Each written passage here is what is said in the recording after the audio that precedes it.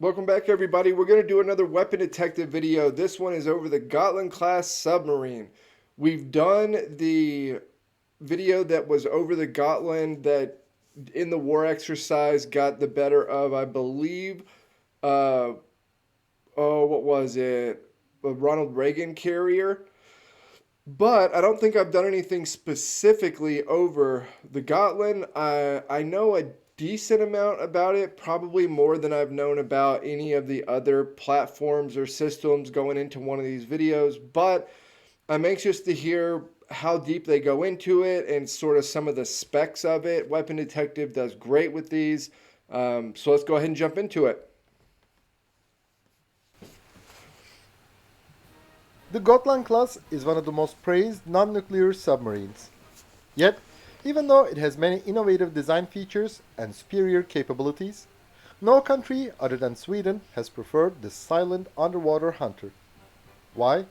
As the weapon detective, we're now investigating the Gotland Class submarines and the answer to this question.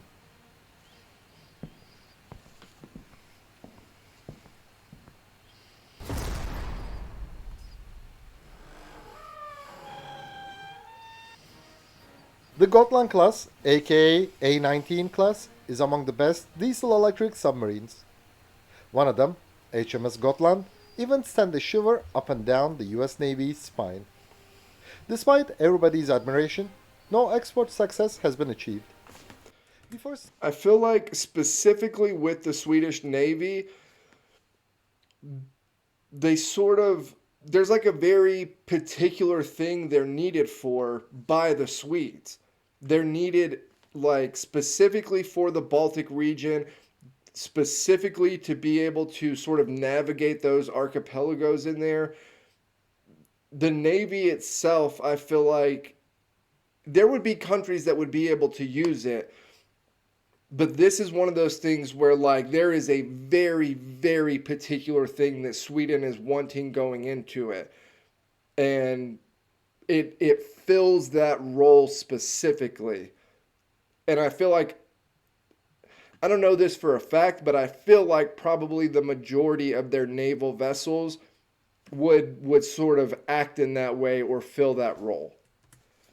seeking an answer to this question, let's briefly look at the history and features of the Gotland class first. Before we start, we would like to thank Christis for his generous donation to support our channel.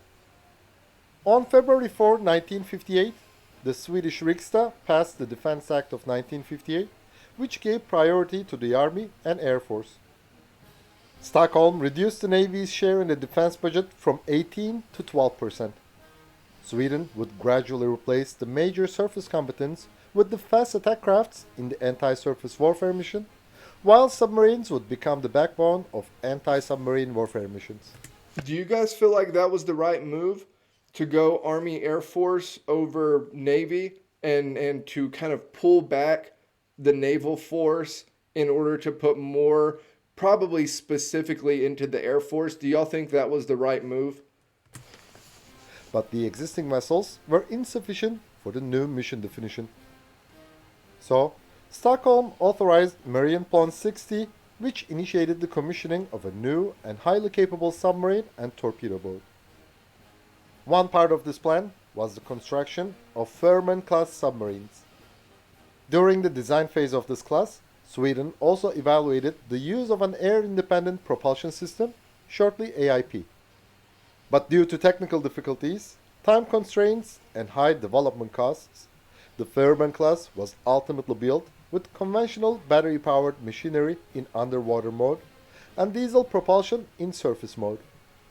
The Submarine class had a teardrop hull shape and bow planes on the fin and sail, and their stern diving planes were configured in an X shape. These design features would be typical for the later Swedish submarines. In 1982, Sweden began the study phase of a new submarine program to replace the Submarine class. Initially, these vessels, called the Gotland class, would only be an improved variant of the Västergötland class. Even when Stockholm ordered them on March 28, 1990, they were still conventional diesel-electric submarines without AIP. However, the works on an AIP powered by Stirling engines, had already grown in maturity in the late 1980s. Between 1987 and 1988, HMS Necken had been cut in half, and an 8-meter long hull section containing a prototype AIP using a closed-cycle Stirling engine had been installed between the aft battery propulsion room and the engine motor room. This technology increased submerged endurance to 14 days.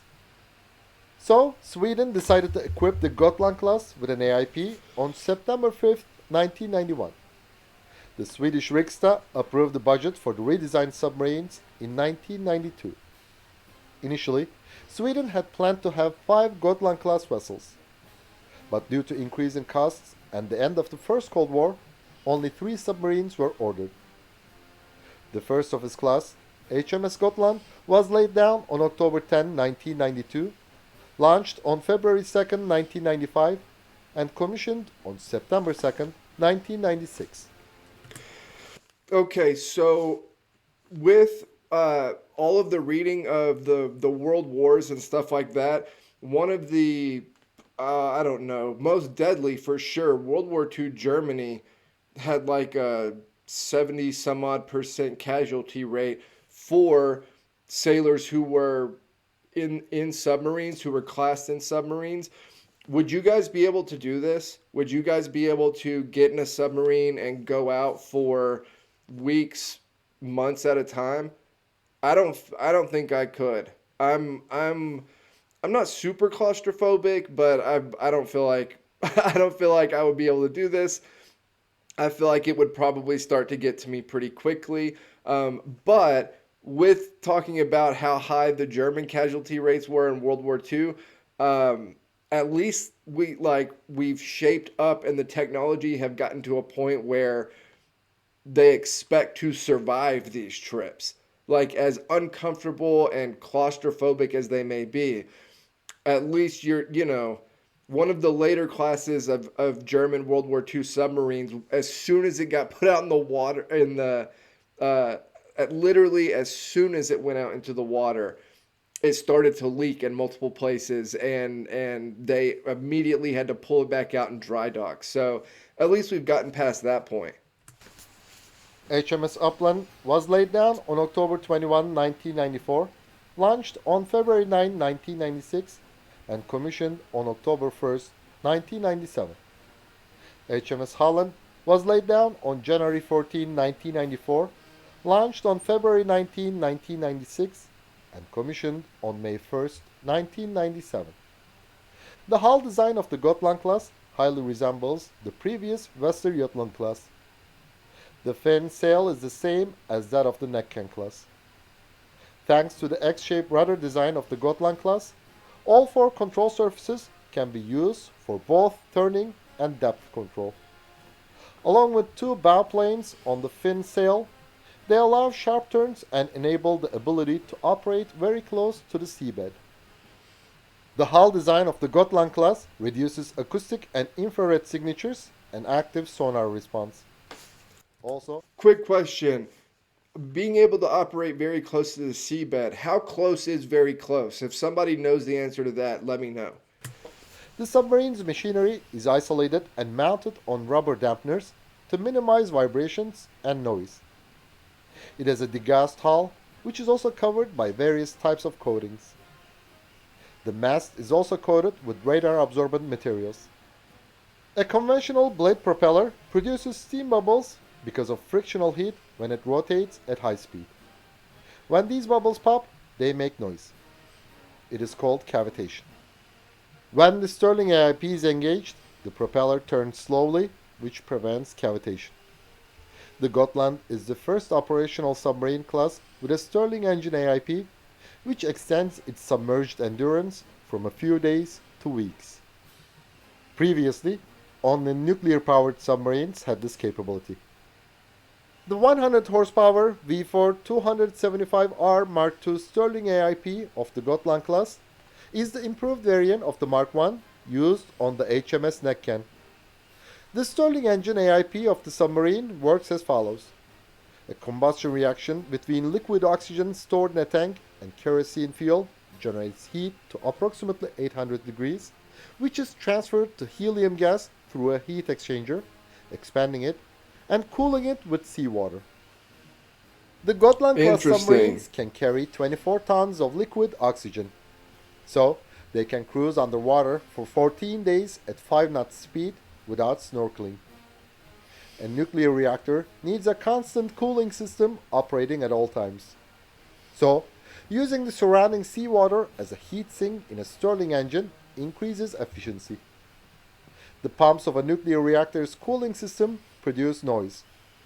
On the other hand, since a Stirling engine does not require such a system, it is quiet and vibration free.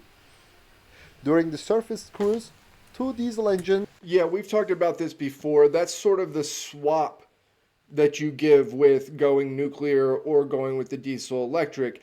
You can be quieter with the diesel electric. You're just not going to be able to go as far.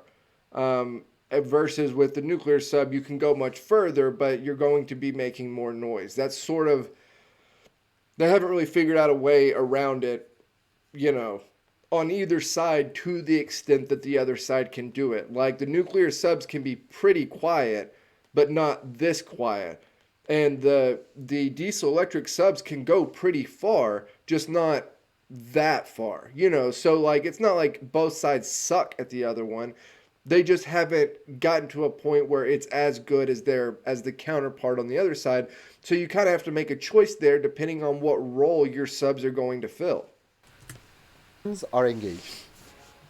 Thanks to the high automation, the Gotland class requires a small number of crew members. For example, a single operator can steer the submarine in depth and course. A smaller complement leads to good accommodation standards and low operating costs. The Gotland class has the SESUB 940A combat management system, whose derivative, the SESYM, is also used on the Yevla class corvettes. The submarine can manage 272 targets, 95 of which can be tracked simultaneously. Damn. The fire control system of the Gotland class can control several torpedoes simultaneously. The armament consists of 4 533mm and 2 400mm torpedo tubes. The submarine can carry up to 12 of these torpedoes. The 533mm wire-guided passive homing TP613 torpedo is effective against both submarines and surface targets. Dang, that's a big boy. It has a speed of 45 knots and a maximum range of 30 kilometers. Its warhead weighs 240 kilograms. The maximum range of the 533mm TP62 is over 50 kilometers. It can be used against a target at 500 meters deep. The torpedo. That picture, you know, for it being such a devastating war weapon, that picture it made it look really pretty right there next to the coral and the paint on it. With a 130 kilogram warhead, has a pump jet propulsion system, giving it a maximum speed of over 45 knots. It can also track several targets and classify them at the same time. The TP62 can also share these data with the submarine simultaneously. The Gotland class can also launch the 400mm TP45 lightweight anti-submarine torpedoes, whose maximum range is 20 kilometers and speed is 50 knots. It has a 45 kilogram warhead. The submarine can also lay sea mines. The operational diving depth of the Gotland class is 150 meters. The complement of... So the torpedo is targeting. Okay, so you're in a Gotland sub. You see on somebody picks it up. Whoever's looking picks up that there's another submarine however far ahead. You line up and shoot the torpedo, but then the torpedo itself has a system on it where it tracks it, locks on, and also sends that data back to the submarine. Did I understand that right? If I'm messing up somewhere, somebody let me know. The Gotland class is 27%. The submarine has a length of 60.4 meters, a beam of 6.2 meters, and a draught of 5.6 meters. Its surface displacement is 1,526 tons, while its submerged displacement is 1,647 tons. The propulsion system consists of two 1,300 horsepower MTU diesel engines and two 100 horsepower Kockums V4 275R Stirling engines. Its maximum surface speed is 10 knots, while its maximum submerged speed is 20 knots. HMS Gotland and Man, submarines are so freaking, they're so cool to me. They're probably one of my personal favorite like weapons platforms, systems. Uh one of my favorite things that like technology has improved on to where now even going back 100 years, if you showed somebody something like this, they're as likely to think that it's, some sort of spaceship as it is a submarine. Like they just look so awesome. HMS Uppland were already subjected to midlife modernization. Sweden approved the same work for the HMS Holland in 2022. After modernization, these submarines have 50 improved systems. More than 20 of these systems are the same as the planned A26 class, which is also known as the Blakini class. In this way, the Swedish Navy can test the subsystems of its future submarine. Also, the crew of the Gotland class will have a chance for a smooth transition to the Blakini class. The modern Oh, so they put the systems that are going to be on the new class of submarines on the Gotlands. That way they could work out all the quirks with them before they launched the new class. Is that how they did that?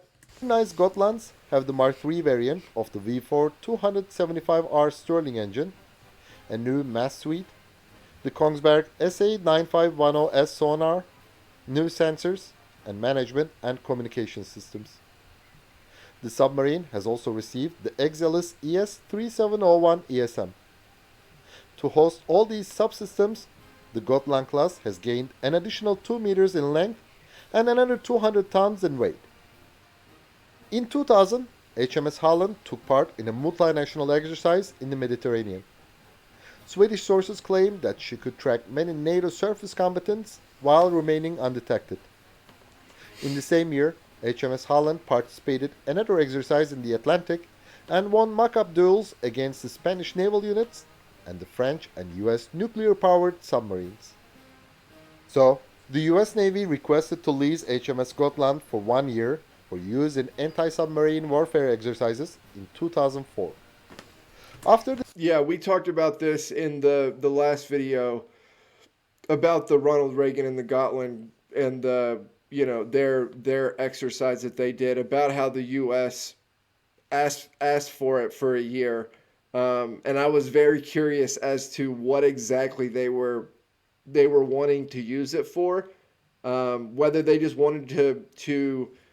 It was so quiet that they just wanted to get it in more exercises so that they could continuously work on trying to find and track it, or if they actually like wanted to be able to pull ideas and that sort of stuff from it. governmental approvals were done, she sailed to the Pacific.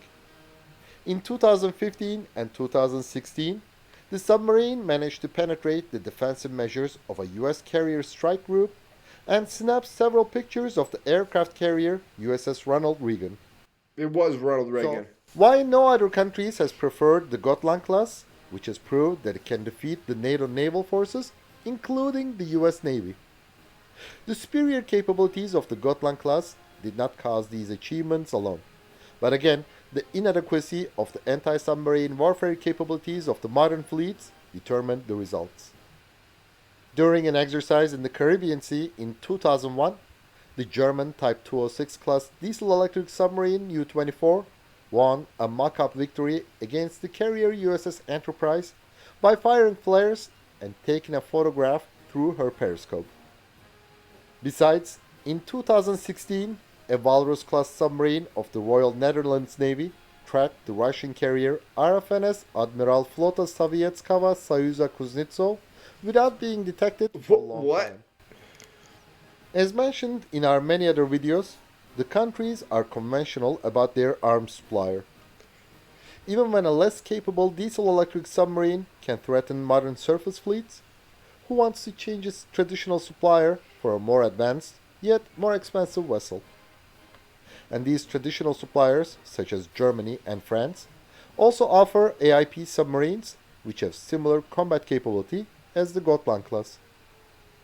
The Sterling AIP makes the Gotland class one of the best submarines. So, Australia and Japan preferred the engine but not the vessel. From this perspective, we may say that Sweden has managed to find new customers, which is a big market success. Yes, Australia will retire the Collins class soon.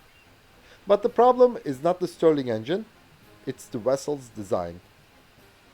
Although it is efficient, Japan gave up the Sterling engine in favor of the lithium-ion battery technology, which is simpler and cheaper. Besides, who wants to defeat NATO naval forces, especially the US Navy? And do you think Sweden desires to sell its Gotland-class submarines to those countries? Would the Swedish Riksdag approve such an arms deal?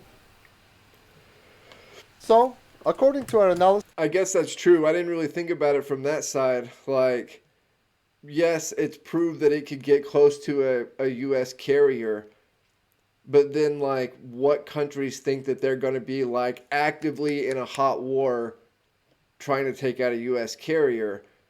And is Sweden going to clear the transfer? Like, yeah. Yeah. I don't know why. I just didn't think of it from that viewpoint. the conservative customers in the international defense market, the powerful traditional rivals, and the political situation have prevented the sales success of the Gotland class. Also, many former diesel-electric submarines still pose a formidable threat to modern surface fleets. So, the Gotland class was just born at the wrong time, in the wrong place, and in the wrong situation to be successful in the international market. Thanks for watching our video. And please don't forget to subscribe to our channel and click the bell button to be notified of our new videos. Interesting. Okay, so that was the video by Weapon Detective over the Gotland class. Love their stuff. Love their stuff. I'll put the link to the original video down in the Discord. Not the Discord. In the description box down below next to the Discord. Yeah, they do great. So go give them a like and all that. This is, I mean, yeah, wrong place, wrong time, and it's kind of hard, to be honest. It's kind of hard to compete with bigger powers on super specific weapons platforms. That's what's kind of surprised me about how well acclimated Sweden's domestic weapon production is in general, because it's sort of not extremely common. A lot of smaller countries just kind of pass this responsibility to a bigger country and get all their equipment and tech and all that from them. So the fact that Sweden's own domestic production comes up with stuff like this is kind of a feather in their cap all on its own, without any exports. Just the fact that they're not importing and are actually creating their own stuff. So really, really cool vessel, the Gotland Class submarine. As always, like, comment, subscribe. Help me keep building the channel over here, and I will see you all next time.